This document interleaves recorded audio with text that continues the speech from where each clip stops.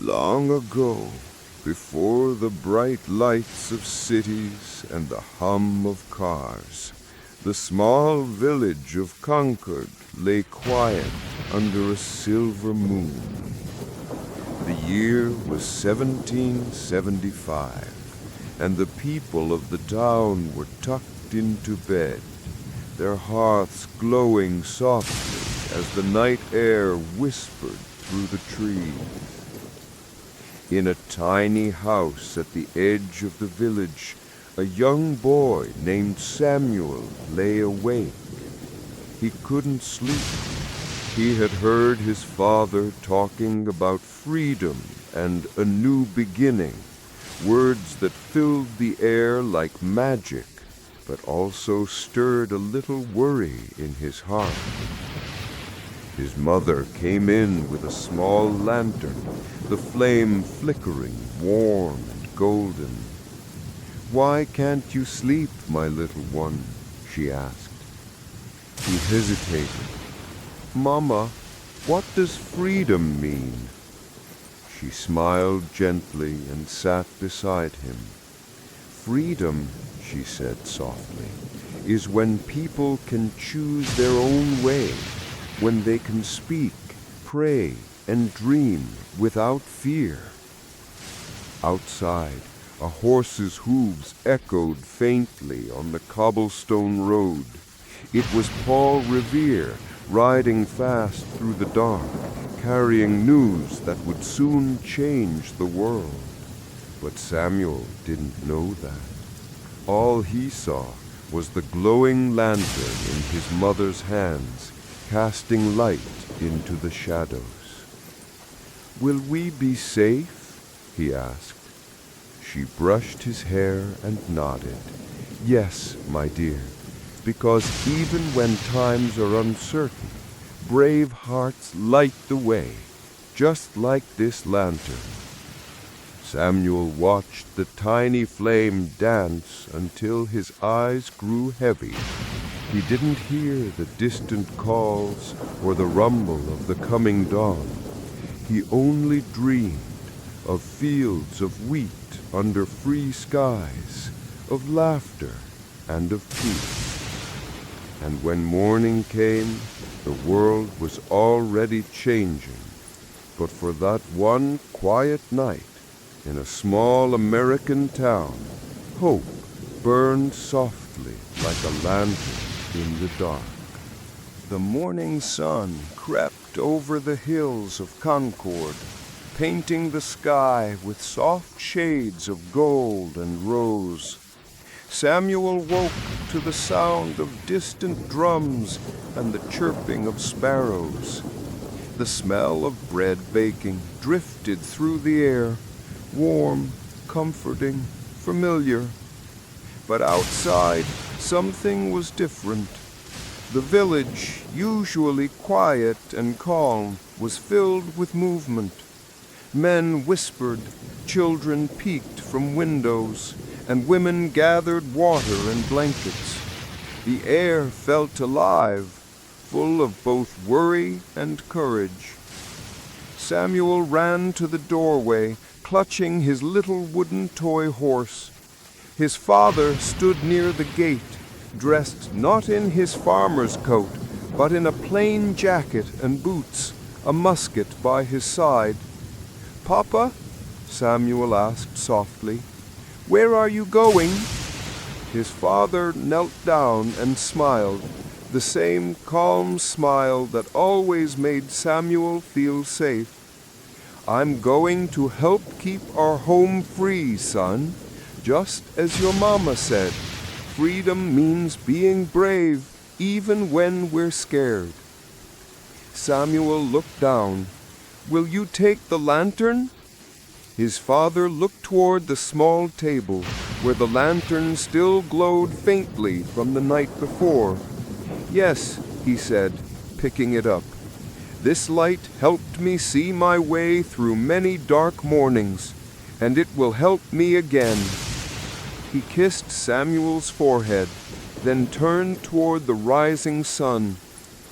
That day, history was written on the fields of Concord. a spark that would grow into a great fire of independence. But for Samuel, it was the sound of his father's footsteps fading into the dawn that he remembered most. That night, Samuel lit another candle beside his bed and whispered a small prayer, not for glory or victory, but for peace. And as he drifted to sleep, the glow of the lantern danced on his wall like stars, whispering, "Bravery begins in the quiet hearts of those who dream." Years passed, and the small town of Concord changed with the seasons. Samuel was no longer a child with a wooden horse. He had grown tall and thoughtful, helping his mother in the garden and mending fences that his father once built. The war had been long. There were nights filled with worry and mornings of uncertain news. But through it all, the lantern stayed on the windowsill, its glass a little cracked, its handle worn smooth from years of gentle hands. One summer evening, the air was still and golden. Fireflies blinked in the fields, and the sound of crickets filled the dusk. Samuel sat outside whittling a piece of wood when a rider appeared on the road, tired, dusty, but smiling. "The fighting's over," the man shouted joyfully. "The colonies are free. We are now the United States of America." The words seemed to echo through the air brighter than any bell, warmer than any fire. Samuel felt his heart leap, not just for the victory, but for the promise behind it. Freedom, the dream his father had once spoken of under that same lantern's glow. That night, the whole village gathered. Candles flickered in every window. Laughter and tears mingled together, and songs rose into the sky like prayers. Samuel carried the old lantern to the town square and placed it high on a post, its light shining proudly among the others. "For every father who fought and every child who dreamed," he said softly. As the stars appeared, Samuel looked up and felt something stir deep inside. Not just pride, but peace. The land was free, the people were united, and the night was no longer dark. He whispered a promise to the wind. "I'll keep the lantern burning, so we never forget the light that began it all." And under that vast American sky, with hope glowing in every heart, the new nation took its first quiet breath. The years after freedom came were filled with rebuilding and hope. The small town of Concord, once a quiet village of farmers and blacksmiths, now hummed with life again. New houses rose, fields stretched wide, and laughter filled the air where the sound of drums had once echoed. Samuel was now a father himself. His two children, Eliza with bright, curious eyes, and Thomas, full of questions and dreams, grew up under the same wide American sky that their grandfather had once fought to protect. One warm July evening, Samuel gathered his family on the hill overlooking the town. The sun was setting, painting the horizon in red and gold. Below them, people were gathering, hanging lanterns, lighting candles, and waving small flags stitched with 13 stars. "Papa," Eliza asked, tugging his sleeve, "why are we lighting so many lanterns tonight?" Samuel smiled softly. "Because tonight is special," he said. "It's the 4th day of July, the day our nation was born." Thomas tilted his head. born? Like a baby?" Samuel chuckled. "Yes," he said, "a baby country, one that's still learning to walk, still learning to do right, but it's ours, built on hope, courage, and love." As darkness fell, the town began to glow. Hundreds of lanterns shimmered like stars on earth. The sound of fiddles and drums carried through the summer air, and the people cheered as fireworks, small but bright, painted the night sky. Samuel lifted the old family lantern, the same one his father once carried. Its glass was scratched, and its flame flickered faintly, but it still burned strong. He held it high for his children to see. "This," he said, "is our light. It reminds us that even in the darkest nights, there's always a flame worth protecting." The children watched the fireworks with wide eyes, reds, blues, and silvers bursting above them, and Samuel felt a quiet joy. The war was long past, but the dream lived on. When the last spark faded, Eliza whispered, "Papa, will the lantern still be burning when I grow up?" Samuel looked at her and smiled. "As long as we remember what it stands for, the light will never go out." And under that glowing sky, surrounded by laughter and song, the first celebration of Independence Day filled the air not with noise or power, but with peace, family, and a light that would never fade. Years drifted by like leaves on a river. The young nation grew. Towns turned into cities, roads stretched farther west, and dreams of a bigger tomorrow called to the brave. Eliza, now a young woman, stood at the edge of her family's porch one spring morning. The old lantern, its metal frame still warm with memory, hung beside her.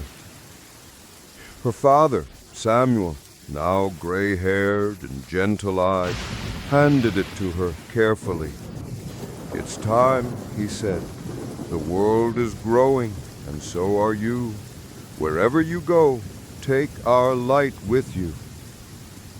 Eliza's heart fluttered. She was joining a wagon train heading west, across mountains and rivers, into lands she had only heard about in stories.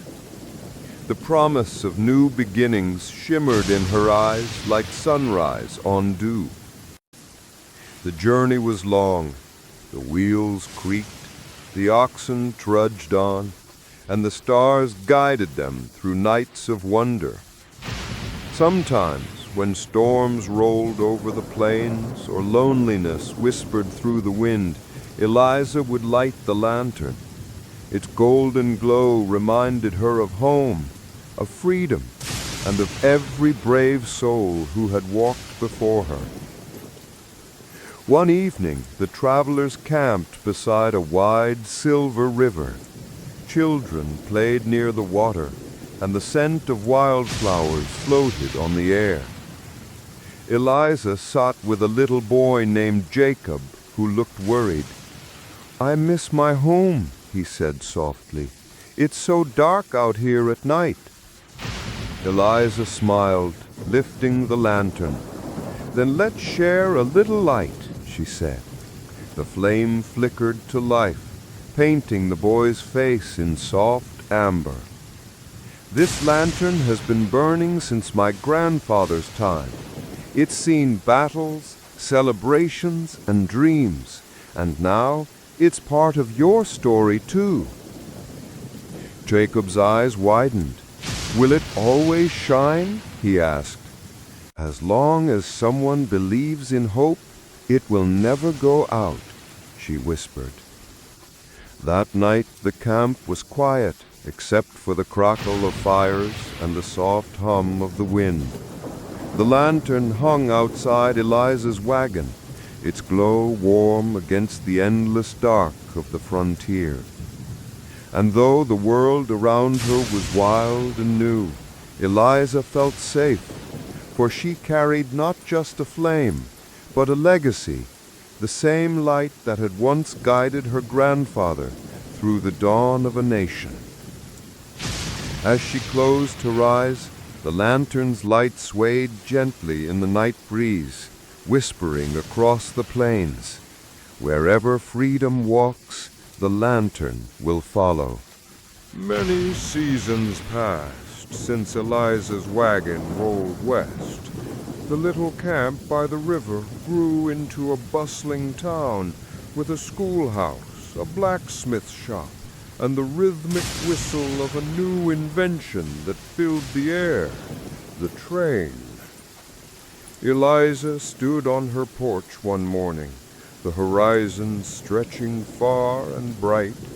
The same lantern her grandfather once carried now hung beside her door, its glow steady even in the winds of change.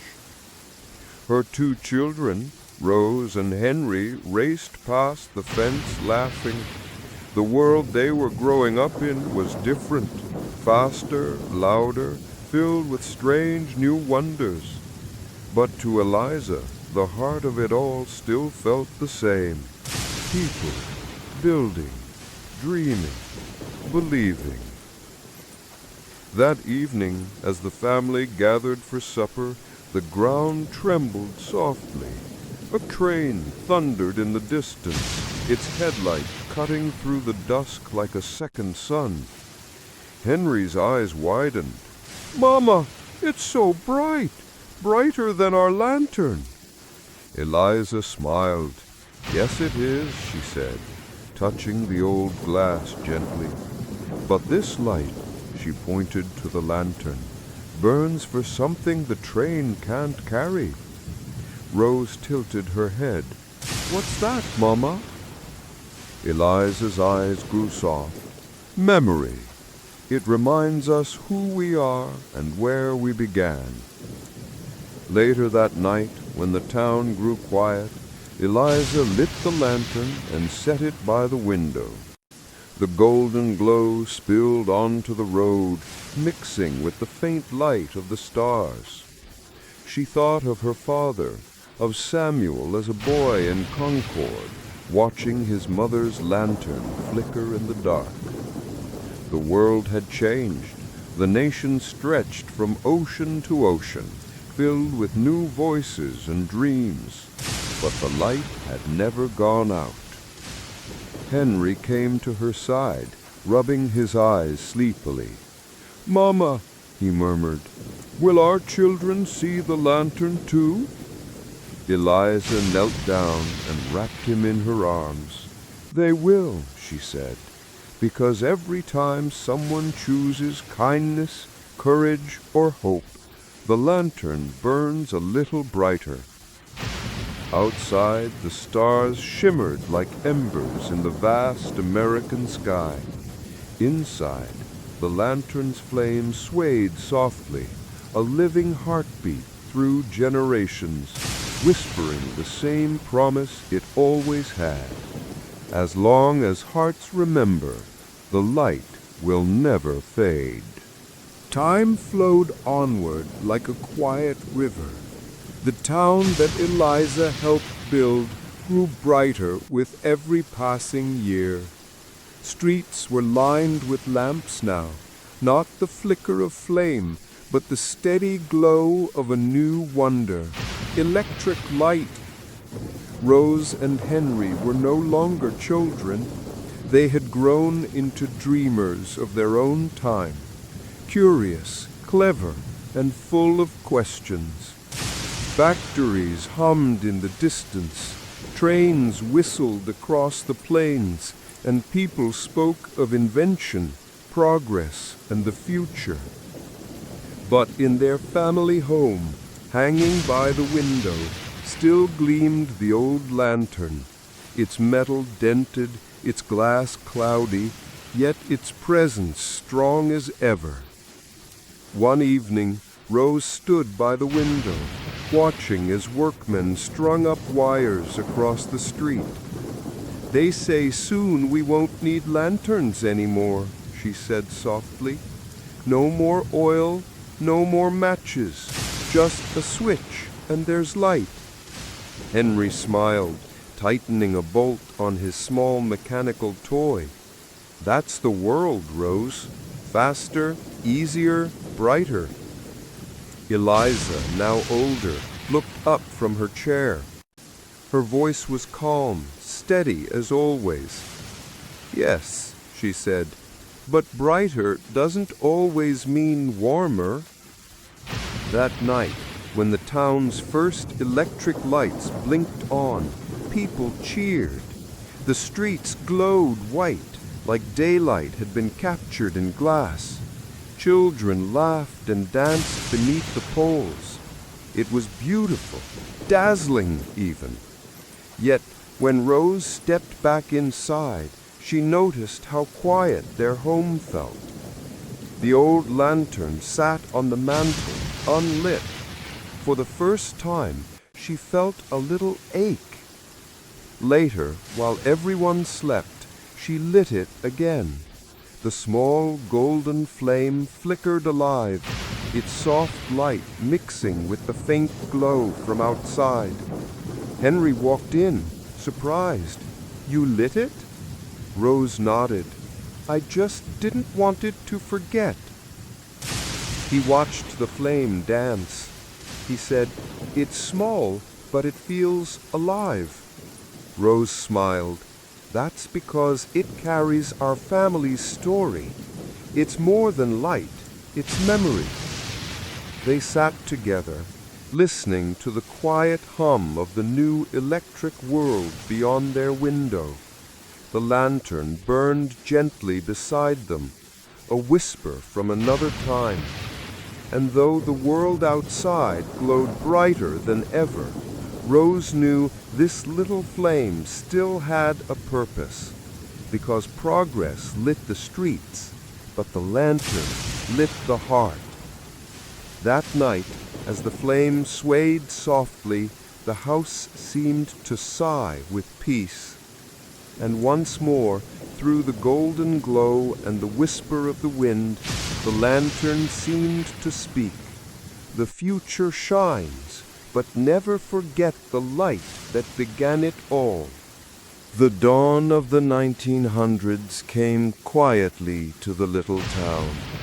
Steam engines hissed, motor cars rumbled down dusty roads, and voices spoke of telephones, airplanes, and possibilities that once seemed like dreams.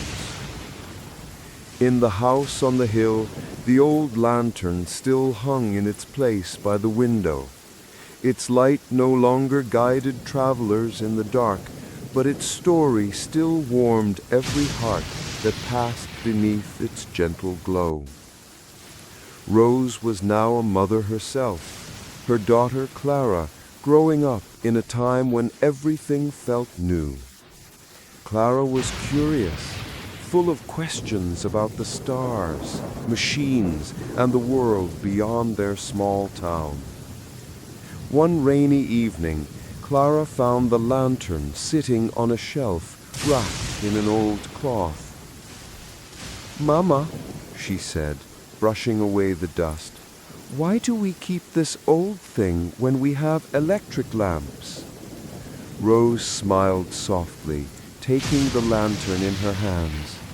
"Because this," she said, "isn't just a lamp, it's a story. Your great-grandfather carried it when our country was just being born. It's been passed from hand to hand, heart to heart." Clara traced her finger along the metal, feeling its smooth, time-worn edges. "But what does it mean now?" she asked. Rose looked out the window, where a train's distant whistle echoed through the rain. "It means that no matter how the world changes, no matter how bright things get, we must never forget where our light came from." That night, as thunder rolled softly in the distance, Clara lit the lantern for the first time. Its glow was small and golden, trembling gently in the air. She sat beside it, reading a book of her country's history, of freedom, courage, and all the hearts that had carried hope through the dark. And as the storm faded, Clara whispered, "I think I understand now." The lantern flickered, its flame steady and calm, as if it had heard her. Years later, when Clara grew up and left home to study in the city, she took the lantern with her.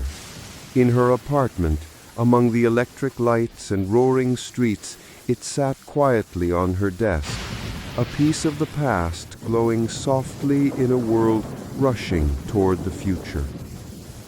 Every time she felt lost or alone, she would light it, and the flame would whisper the same gentle truth her family had carried for generations. Change the world, but carry your light with you. By 1917, the world had grown louder and heavier. The rhythm of trains and city dells gave way to the echoes of war across oceans. Clara, now a young woman, lived in a small apartment in New York City, working as a nurse at a military hospital. The lantern stood on her bedside table, its brass edges dulled with age, its glass faintly tinted by time. Every night before dawn, when she returned home exhausted and aching, she would light it, the same soft glow her ancestors once knew. It reminded her of home, of freedom, of peace. At the hospital, Clara tended to soldiers who had crossed the sea and returned changed. Some were silent, staring into nothing. Others whispered stories of trenches, cold rain, and nights darker than any they'd ever known. One evening, as snow began to fall outside, Clara carried the lantern into the ward. The electric lights had gone out, a power failure. The room was swallowed by shadow and fear. She set the lantern on a table, and its golden flame filled the room with warmth. The soldiers stirred. One of them, a young man with a bandaged arm, smiled faintly. "It's just a little light, but it feels like home." Clara nodded. "It's been burning in my family for 150 years, she told him softly. "It's seen dark times before, and every time the light came back." They sat quietly, the soldiers watching the flame dance. Some whispered prayers, others just breathed easier. The lantern's glow turned the cold ward into something almost sacred, a place of comfort in a world of chaos. Weeks passed, and the war dragged on. But every night, Clara lit the lantern again. When victory finally came, the streets erupted with cheers, horns, and music. Yet Clara, standing by her window, simply looked at the small flame beside her and whispered, "Thank you for staying." Years later, when she returned home, she placed the lantern on her mantel, beside a folded American flag and a small note that read, "For every light that burned in the dark, may it never be forgotten." And though the world had changed forever, the lantern still glowed softly, its light as steady as the hope it carried. Because even when the world shook and hearts broke, the lantern, like freedom itself, never went out. The years after the Great War passed slowly, like the steady ticking of an old clock. The lantern stayed with Clara, resting quietly on her mantel. Its brass was worn smooth, its flame now lit only on special nights, birthdays, holidays, moments that mattered. Then came another storm. The world trembled again. By 1939, Clara's son, James, was grown, a thoughtful young man with his mother's calm eyes and his ancestors' quiet courage.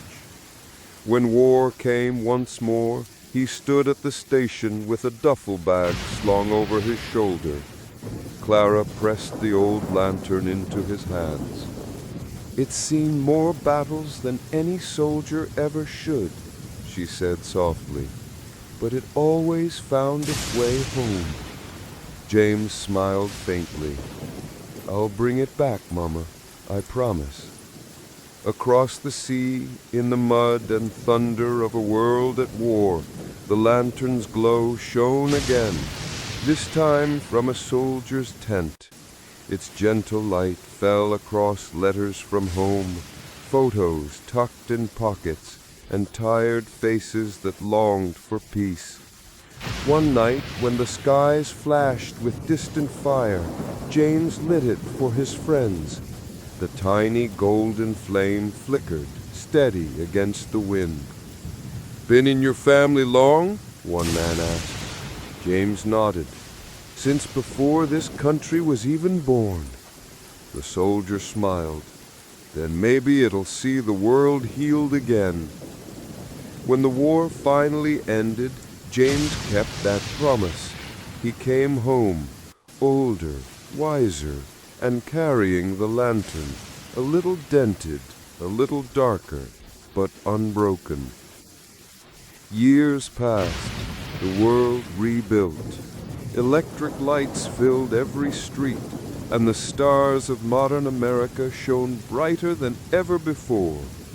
Clara grew old, and one autumn evening she asked James to place the lantern on the windowsill one last time. Together they watched its soft flame dance. "It's been through so much," she whispered. James nodded. "It carried our family through war, through hope, through every kind of night." She smiled gently. "Then maybe it's time to let it rest." That night they let the lantern's flame fade naturally for the first time in generations. No one blew it out.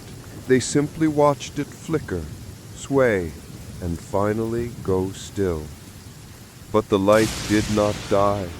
It lived on, in stories told at family tables, in the kindness passed from one heart to another, in the quiet courage that built a nation. Many years later, in a small museum in Concord, Massachusetts, the old lantern sits in a glass case.